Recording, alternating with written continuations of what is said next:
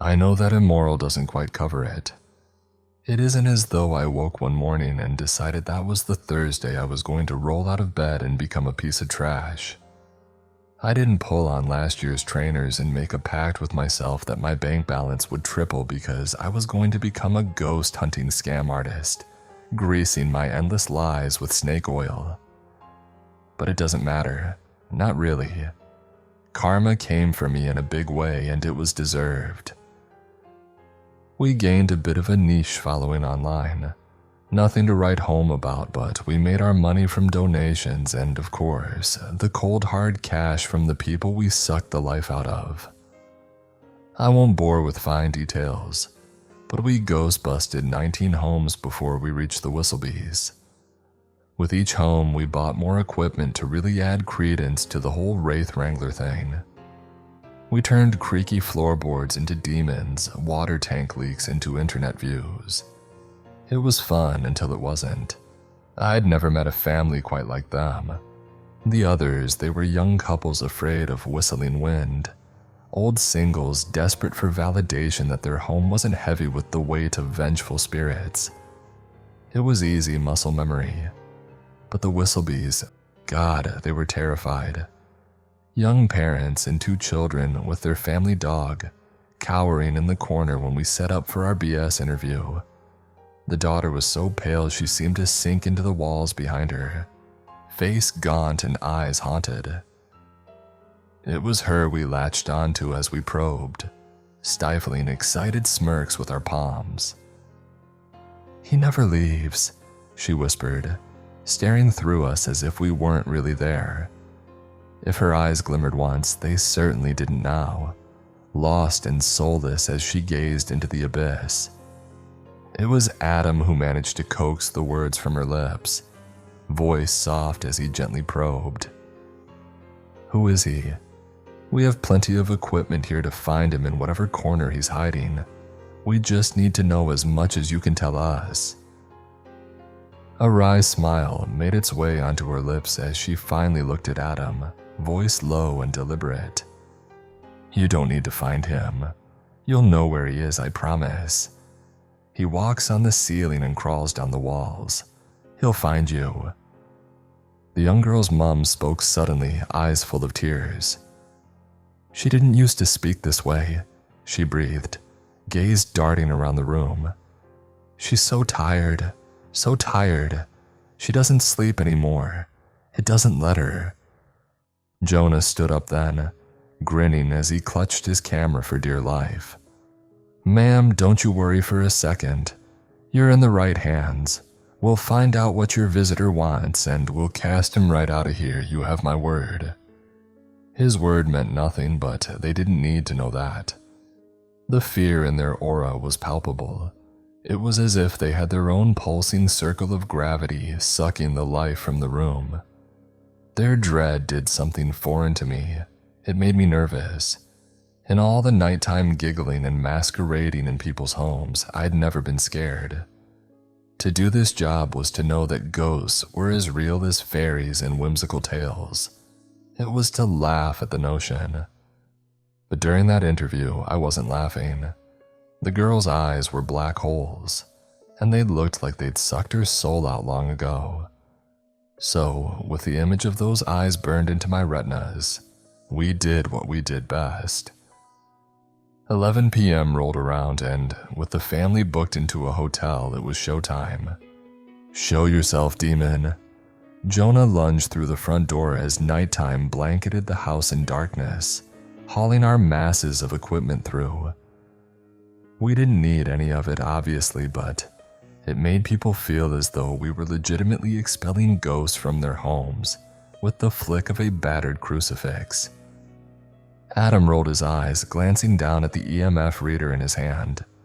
"Bro, come on, did you see how scared that girl was? I feel a little bad." Wow, she was creepy.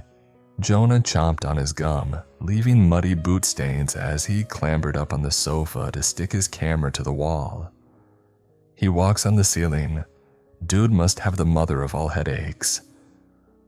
I stayed quiet, chewing my lip as I set up our audio equipment and eyed the tired-looking lump of plastic. The older it looks, the more authentic it appears, Jonah had assured me. And sure, I supposed it did look like it belonged in a 1998 horror game, but it was pretty bad. Not that we'd ever picked up anything on it before.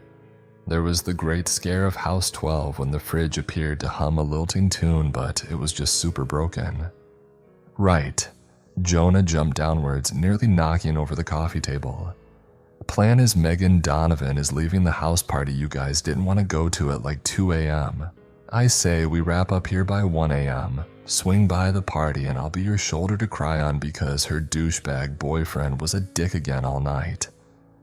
Adam scowled as Jonah cackled, but I stayed mute, casting my eyes around the room. I couldn't deny that this place felt different somehow. Even with all the lights dancing across the house, there sat an empty, tepid coldness that seemed to seep through the walls. There was no warmth here, no safety.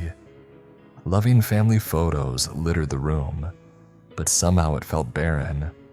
Wrong. I'm down to do this quickly at least, Adam muttered, eyes darting around nervously. You guys feel that? Place feels haunted. I finished for him, rolling my eyes at Jonah's guffaws. All right, if you're both gonna be pussies, I'll get started. He stared ominously into our main camera placed across the room, red light blinking towards the sofa we were sitting on. It's time, everyone. As always, first we'll try to contact the ghost and see if we pick up anything on the microphone or the EMF. Clearing his throat, Adam stole a glance at me. Okay. We're here in your domain, ghost. He tried to project, but I heard the slight crack in his voice. We're here to find out what you want, why you haunt this family. We're here to set you free. I counted down from 6, bulging my eyes as I shrieked, throwing myself backwards. No way, I bellowed, pointing off camera. There's no way. And we did the usual scramble, all of us claiming we saw a photo frame go flying, switching to shaky hand cam footage as Jonah retrieved it from the floor we laid it on earlier. It was rehearsed, but something just felt different. It's hard to describe, but I couldn't shake the feeling a pair of eyes were locked onto me, a horrid gaze burning into my back. And the feeling amplified as we pulled out the trusty Ouija board only moments later, laying it on the table and pushing it into frame. I scratched at my arms nervously, trying not to stare at the shadows that seemed to be consuming the room. All right, Jonah muttered, placing his finger on the planchette. I ask its name. We give it something creepy like Maurice. I'll move it, you guys just stay still. Feel free to run the show on this one, I offered, goosebumps erupting over my skin. Had it gotten colder in here? Adam certainly thought so as he hugged his hoodie tighter, shaking something off as he placed his finger on the planchette with us. The dread was otherworldly, beginning to creep across my skin and begging me to stop. Spirit, Jonah demanded, dramatically eyeing each corner of the room. Make yourself known to us, show us, communicate with us. I want to ask what name gives you your power. What is your name, ghost? He waited a fairly believable amount of time before the planchette slowly began to move towards M, but I knew my heart wasn't in my lackluster reaction. Jonah would yell at me later, claiming I ruined the entire Ouija shot, but I swore I could see something in my peripheral, just out of view, staring at me. I didn't turn my head and didn't dare. Instead, I gritted my teeth and focused on the board, letting my jaw drop dramatically. The letters came one by one. M-A-U-R-I. And just like that, the planchette halted, painfully almost. Jonah scowled, head snapping to us. Really, dude, I was nearly finished. You stopped, I argued, wondering if it was a blanket on the bookshelf or a crumpled up man staring dead-eyed at me as I was beginning to suspect it was. Just do it again, Adam grumbled, and it wasn't usually like this. We didn't fight, we didn't bite. The house felt as though it was draining the life from us, the joy. I felt physically tired, as though even being here was soul-sucking. But as I told myself, ghosts were not real. We were not real. We were opportunistic bastards and we were leaving at 1 a.m. The planchette moved to M with ease again and we forced our shock, but with less enthusiasm this time. It seemed even Jonah was struggling now, eyebrows knitted together tensely. M-A-U-R-I-C. And it stopped again, but this time it jerked to the left, causing a gasp to leave Adam's lips. Jonah, for the love of... What is your problem? Jonah cried, looking between us as though we were crazy. Ever since we got in here, you've been acting like a couple of little girls. I swear to God if Megan... But his words died on his lips, because, as we all scowled at one another, the planchette yanked our waiting fingers in the opposite direction, landing on a letter. B. Adam, for Christ... E. The planchette scraped horribly against the Ouija board and I couldn't tear my eyes away, sitting between the chaos of my friends, arguing as each blamed the other, neither paying enough attention to the board. I swallowed, trying to watch for a twitch of the muscles in their fingers, some indication of which one was screwing with us. E. But there was none. Their fingers were light, barely grazing the object, jerking clumsily around the board. Adam met my eyes, trepidation lining his features. Listen, I just want to get this crap done and get out of here. If this is you... L.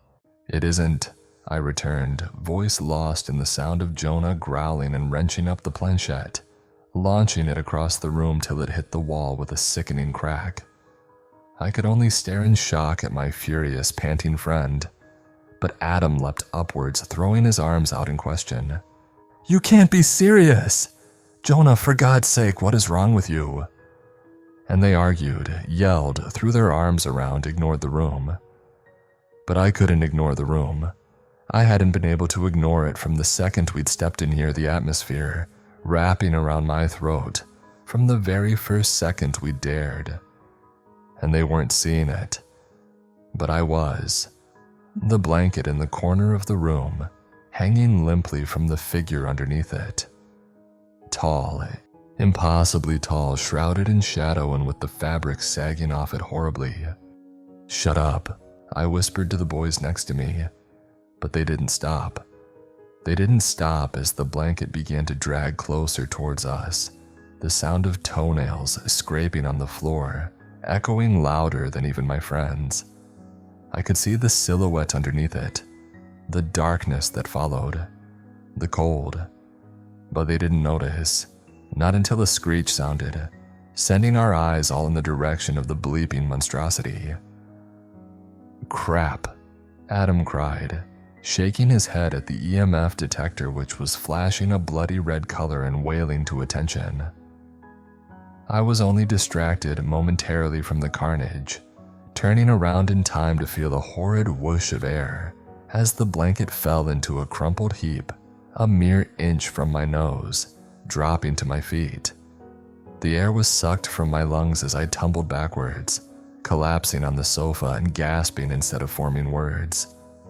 Adam looked upon me with concern, but Jonah was done. Nah, he growled, wincing at the wail of the EMF machine. Listen, I'm not doing this all over again. Come here. Let's do something with this godforsaken thing. Grab it, wave it around, just get up. My eyes were still darting around the room, and only pulled from their trance as a buzzing fly landed on my hand, narrowly avoiding death with the flick of my shaking finger. It woke me up, my voice sounding more strained than I would have liked. Are you hearing that? It's detecting something, Jonah. I swear to God I saw.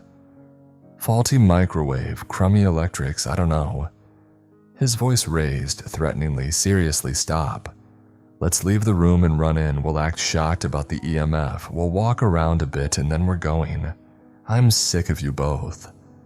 I should have argued, obviously I should have argued, but I can't describe the way I felt in that moment. It was as though my fear gave way to denial so quickly that I was already calling myself crazy, reaching desperately for the idea that no, I was seeing things, feeling things, as though I needed to prove to myself that I was crazy, and the horrors my mind was conjuring simply couldn't exist. So I stayed. I stayed as the three of us trudged out of the living room as we all pulled our clothes tighter and ignored the ice seeping into our skin. I ignored Adam squeezing my shoulder, a sentiment he'd never bothered with before. I ignored my thudding heart as we clutched our cameras, bursting into the living room in our most epic movie yet, ready to contort our faces in horror. But we didn't have to fake it. In the corner was our screaming EMF reader, blinking red as it had been for the last 5 minutes. But the problem was the endless claws wrapped around it, attached to a figure so tall its head brushed the ceiling and black eyes glared upon us. It swayed in the shadows, but I could see its arms, gaunt and as long as its legs, neck cracking awfully as it turned to look at us in an instant. A sick dripping sounded just loud enough for us to hear, and to this day I imagine it as thick crimson blood falling from its fingers onto its dead, curled toes. "Holy," Adam whispered, so I knew in fact I hadn't lost my mind. We ran, of course, scared idiots launching themselves backwards and tripping over everything, legs jelly as we bolted for the front door. I cursed myself for not leaving more quickly, begged for a time machine to have me believe my eyes the first time. We didn't make it. There in the hallway was our 1998 horror movie audio device, except now it was crackling and a rasp sounded from it, too deep and gravelly to be human. Layers of voices sounded at once, so distorted I could barely make them out. "I smell your blood," it rasped, the voice touching me so closely I could practically feel it inside of me. "I'll suck it out of your veins and wear your skin." And then before there was time to react, every light bulb in the house smashed at once. I know because I heard the shards hit the floor in every room. Cried out as pure darkness filled the space, leaving me with no idea where my friends were and if they even existed anymore. "The door won't open," Adam screeched from my right, audibly jamming the handle. "It won't open." "Where's the crucifix?" Jonah begged, and I could hear the tears in his voice. "Adam, where?" But now it was only footsteps we heard, not slow ones. Thudding, loud footsteps, gaining pace and getting louder and louder till it sounded like something was running at us. But the sound didn't come from the floor. With the most gut-wrenching feeling of horror, I realized it was coming from the ceiling. "Oh my God!" Adam's voice was below me somewhere because he'd fallen down into a heap of fear. "What the hell is that? What is that?" It was deafening, all of it. The wailing EMF detector, the rasp of crackling audio threatening to break all our bones at once, the footsteps slamming to a stop directly above my head. All leading to the moment I looked up, a silent tear disappearing in a slow trickle down my cheek. Its body was contorted horribly as it glowered down from the ceiling, neck cracked at an unnatural angle with bones jutting out everywhere. Dead, black holes for eyes bored into mine, hell radiating from them in such a way that I was knocked to the floor by the sheer force of it. Rows of razor teeth were pulled back into a horrific grin, stretching much in the way its wings did as they grazed the ceiling, reams of liquid trickling from them onto our heads. Hell, staring from above me. My memory is hazy and part of me thinks my brain tried to erase the trauma, to give myself half a chance to go on with my life. I remember Jonah being lifted into the air with such a guttural wail that I've never heard a sound like it since. Remember the sound of his bones crackling as we ran, making straight for the living room. We threw furniture at the window and ignored the thud of Jonah's lifeless body being hurled at us, hitting the wall with a sick crack. I know we got out. I felt its eyes burning from behind me as our skin snagged on glass as we sprinted into the hammering rain, screaming for any help we could find. When the paramedics came, most of Jonah's leg had already been eaten, the remains nowhere to be found. He woke up 6 days later, screaming bloody murder. Screams he kept up till he was sedated, only reducing to a whimpering wail the third time they woke him up. The bottom floor of the house was destroyed, along with everything in it. Our equipment crushed, all evidence of our horrors erased other than the haunted look in Adam's eyes and the nightmares that still wake me at 3 a.m. Wild animals tore the leg from an unconscious Jonah, the local police said. We were just idiots holding a seance in a house, leaving the back door open to all manner of wild animals as we partied ourselves silly. At first they thought we trashed the house, but the Whistlebees assured the police that, no, it simply wasn't the case. This had happened before, they told them. We were just caught in the crossfire. They gave their statement that night, protested our innocence, and then packed their bags. They never left. Their little girl went missing that night, right before they could flee.